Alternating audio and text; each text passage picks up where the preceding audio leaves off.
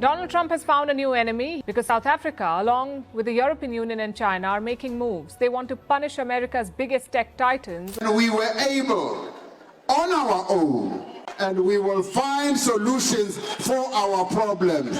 So stay out of our issues. Something unprecedented just unfolded, and it's sending shockwaves through Washington.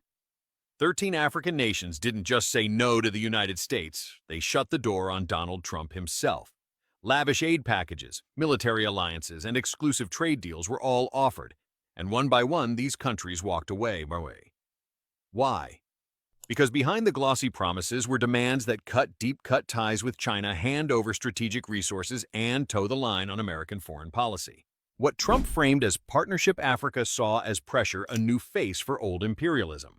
Launched in early 2025, Trump's campaign to reassert U.S. influence on the continent was meant to be a comeback. Instead, it became a standoff. From Ghana to Egypt, Africa responded with clarity. We don't trade sovereignty for favors. This isn't just diplomatic friction, it's a turning point. The old playbook of control through aid and coercion is breaking down. In its place, a new narrative is rising, one where African nations chart their own course. In this video, we're unpacking every move. 13 countries, 13 rejections, one global message: Africa is choosing independence over interference. In February 2025, Uganda was offered a $450 million U.S. tech package to modernize its digital infrastructure. Behind the glossy pitch were alarming conditions. U.S. firms like Palantir and Raytheon would control Uganda's national data centers for 15 years, gain unrestricted access to mobile and internet data, and demand the removal of Huawei and ZTE providers of over 65% of Uganda's telecom backbone. President Yoweri Museveni publicly rejected the offer on February 14th, declaring, "Our sovereignty is not negotiable, not for cables, not for code." His words ignited national protests. Over 38,000 people marched in cities like Kampala and Jinja under banners reading, "Our data, our nation." Instead of folding, Uganda doubled down. Just 10 days later, it signed a $1.1 billion 5G expansion deal with Huawei and ratified the African Union's Continental Data Sovereignty Charter. The USMS retaliated by freezing $62 million in aid and withdrawing tech advisors, but the damage was done. A March 2025 Afrobarometer poll showed 75.4% of Ugandans supported the rejection and 81% demanded data sovereignty. Uganda's digital economy, worth $2.3 billion in 2024, is projected to double by 2030, making foreign control a dangerous gamble. Museveni summed it up.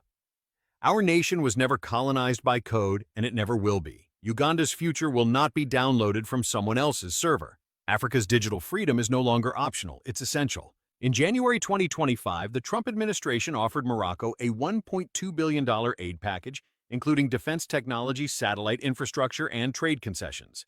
But the cost: Morocco would be required to fully normalize relations with Israel, open an embassy in Rabat, and publicly support the U.S. recognition of Jerusalem as Israel's capital. King Mohammed VI responded with a rare national address. "Morocco's principles are not for sale. We will not trade dignity for dollars." The backlash was swift. Massive protests broke out in Casablanca, Rabat, and Marrakesh, with over 120,000 demonstrators flooding the streets under banners reading "Palestine first" and "Jerusalem is not for sale." The U.S. pushed back by halting a proposed $400 million arms deal and suspending diplomatic visits. But Morocco did not waver. Days later, the government signed new defense and tech agreements with Turkey and Qatar and reaffirmed its commitment to the Arab League's stance on Palestine.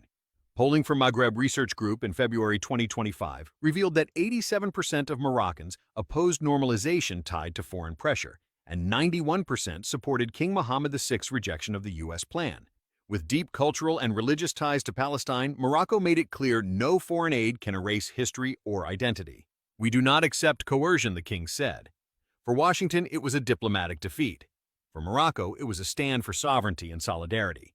Nigeria turned down a multi-billion-dollar USS proposal that would have restructured its oil industry. The Trump administration's offer included advanced energy technology and new trade incentives. But in return, Nigeria would be required to hand over majority control, more than 50% of its national oil assets, to American corporations. That proposal triggered immediate outrage. Nigeria, Africa's most populous nation and its largest oil producer, generates over 90% of its export earnings from petroleum. Surrendering control of that lifeline was seen as economic suicide. Editorials across Nigerian media branded the deal as modern colonization in disguise.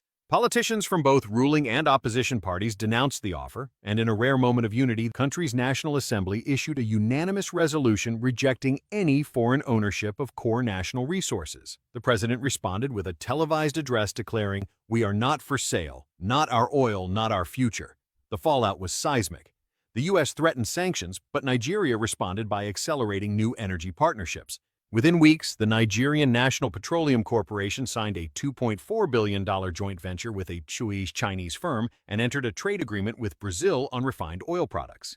Polls showed 81% of Nigerians supported the government's decision. Rather than bow to pressure, Nigeria set an example for the continent's sovereignty and self-reliance come before foreign incentives, no matter who offers them. Drop your thoughts in the comments below.